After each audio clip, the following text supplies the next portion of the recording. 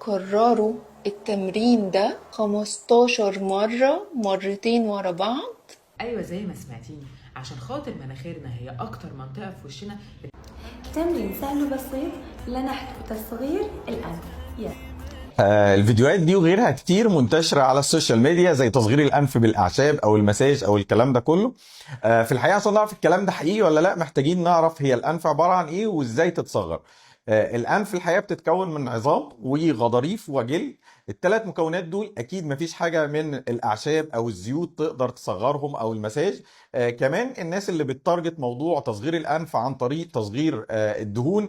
حجم الدهون بالنسبة لحجم الأنف لا يتجاوز 1 ل 2% من حجم الأنف. فلو فرض ان احنا دوبنا كل الدهون اللي في الانف، اكيد لما تصغر من 1 ل 2% ده مش هيبان في شكل الانف اصلا. عشان كده ان تصغير الانف بالاعشاب مجرد وهم، او بالزيوت او بالمساج، وحاجه غير حقيقيه بالمره يعني.